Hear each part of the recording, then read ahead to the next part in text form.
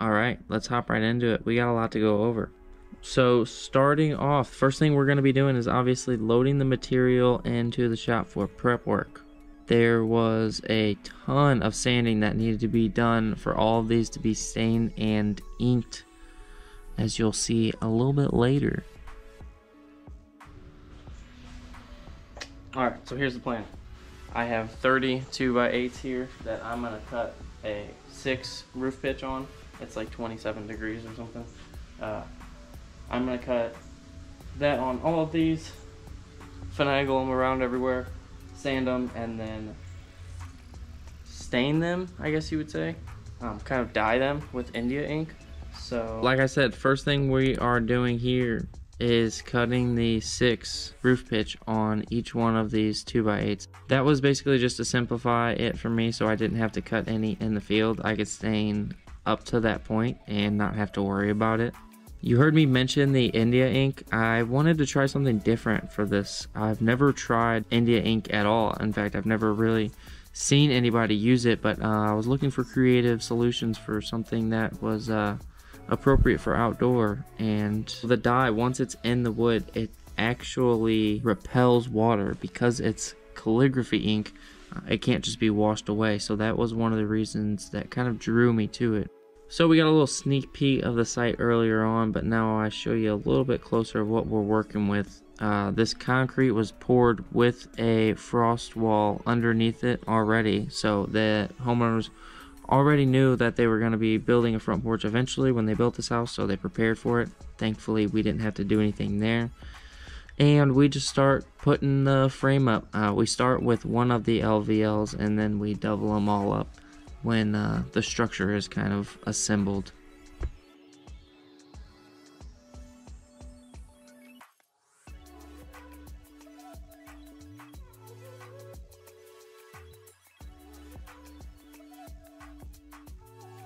So what we're doing right here is we're trying to set the ridge height, so when we have that ridge board we can just set it in there. And since we are doing a 6 pitch, that ridge is actually not going to be structural component because the rafters are going to be tying into themselves. So I tried this spot over here, but apparently the wind was not having it. Set it up, get back to work, and a few minutes later, boom. So we switched the camera angle, got you a little bit more up close and personal to see what we were doing. So this was the next day. I kind of got bailed on this project. You'll see a little bit of the drama that unfolds as I talk to the homeowner. But yeah, this is basically how I go about trying to frame a roof by myself. Basically just make everything as accessible as possible for you, and you can reach it as many as you need once you're up, because you don't want to be going up and down a whole lot if you're just by yourself. It's going to waste the most time. So I really wanted to make sure I was tying into the existing building. On the front porch, the contractors that built it didn't do this. I think it looks like junk. They just tried caulking up against the ridges, and you can already see that daylight's cracking through. So I really wanted to make sure I was breaking into foam and able to slide up the metal. Alright, so what I'm using to ebonize this wood is India ink. It's a pigment made from, ooh, God, no. It's a pigment made from ash. And it's like the only thing that actually makes the wood black, minus vinegar and steel wool. But this is, they say it's waterproof. I don't know if it's actually waterproof, but it rained last night and the ink is still on everything. So this is something I've never used before either. I just kind of looked it up, trying new things. Always looking to expand my portfolio and take on some new knowledge. So here I basically just want to give you guys an example of how I was setting these rafter ties, collar ties up by myself, just putting a clamp on each side and getting some lag screws in it. So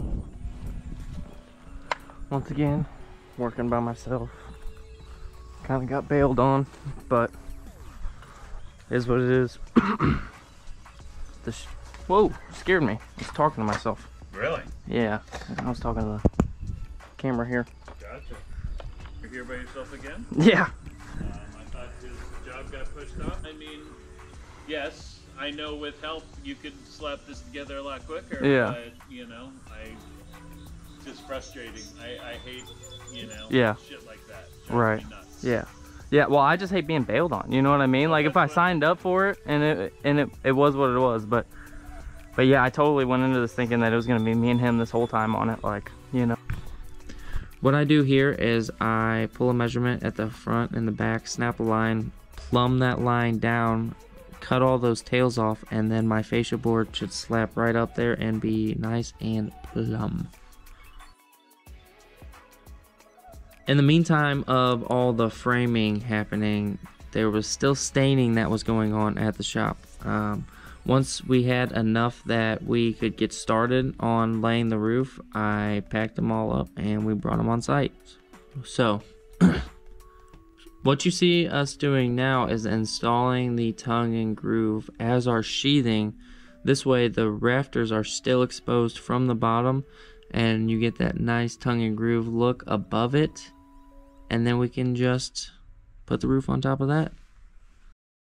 And one thing I would also like to mention, I have a very bad habit of stopping filming things when I start to get in a rush or get behind in the project. This one, you'll see, this is Junior's actual first days on the job. This is when I was really struggling for some help because I was doing everything by myself because I got bailed on. As you kind of heard from me and the homeowner talking about.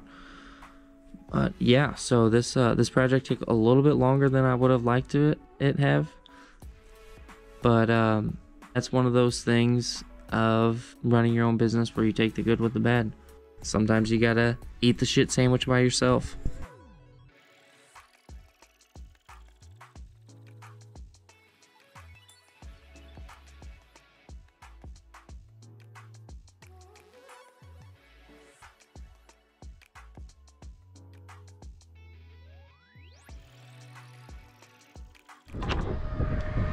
Hi, B. See that shit? It's already digging. What? He's already starting to eat. No, that's not carpenter bee. That's a honeybee. Don't kill them. Those are the good ones. Go away. Thank you.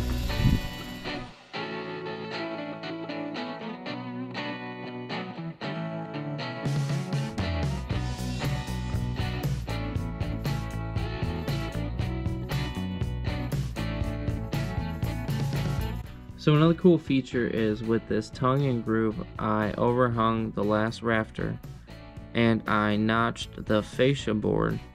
So the fascia board would slip onto those tongue and grooves and basically lock in, holding the fascia board, and then there's 2x4 purlins shot down to the rafters that is also shot to the fascia board, basically keeping the tongue and groove held up by the fascia board, if that makes sense. Sorry, I didn't explain it very well.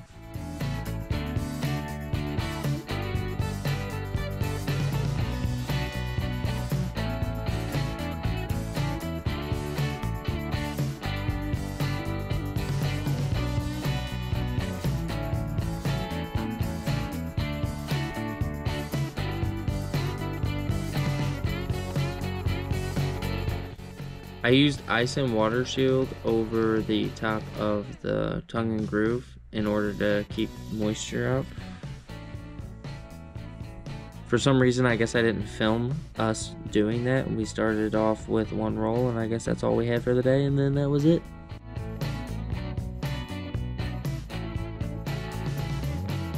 We put the drip edge down first, and then we put the butyl tape on top of that, and then the metal on top of that. Anytime that you have a metal on metal connection, you want some sort of rubber there so the metal does not create condensation and water intrudes.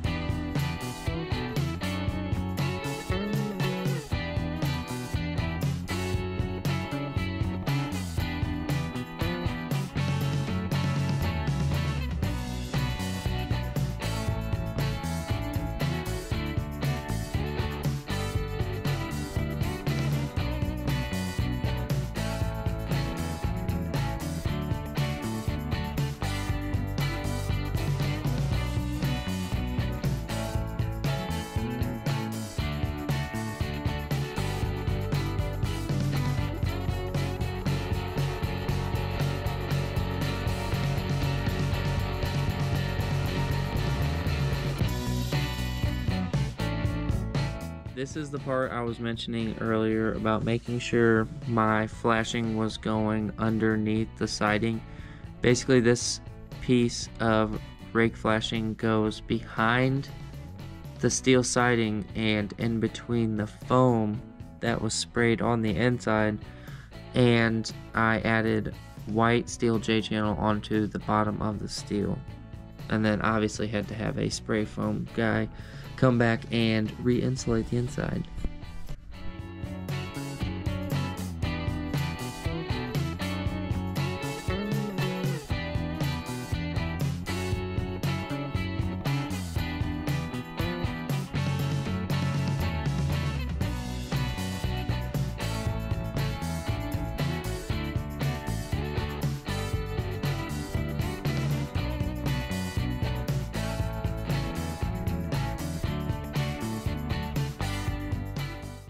That does not limit my fun on the inside. I had to crawl in the floor trusses to do a little bit of digging for wire.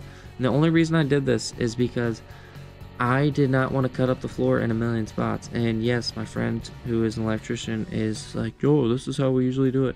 Guess what?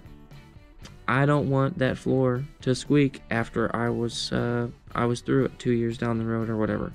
And yeah, all you electricians that come through and just cut a bunch of holes in the floor, it will squeak. The whole point of the subfloor is an interlocking system. Anytime that you break that system, there's a potential for that to squeak in the future.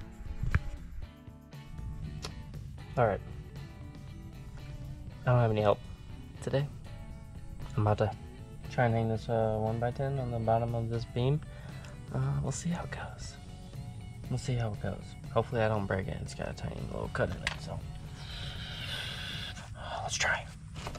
Probably one of the last major things that I want to cover in this is the use of pine.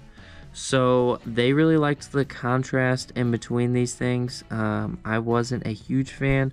We have a faux pine beam up top, and then I was under the impression we were going to be wrapping the 8x8s with metal, so I ordered them as pine. They really liked the way that they looked, so they asked if I could seal them and keep it there, and I told them I can't guarantee that those things will last even more than 5 years, and they said that's fine, and 5 years I'll have to fix it. So that's what they wanted, and to them the pros outweighed the cons. And as long as it's not negligible, I don't necessarily see a problem with that. As you can guess, I did not get much footage of the end. That is the downside of me when I get in a hurry. For some reason, the filming just totally goes out of my mind, but something I will try to work on. I will see you guys next time. Thanks for stopping by. If you had fun, go ahead and do that thing that everybody asks for, you know. Bye.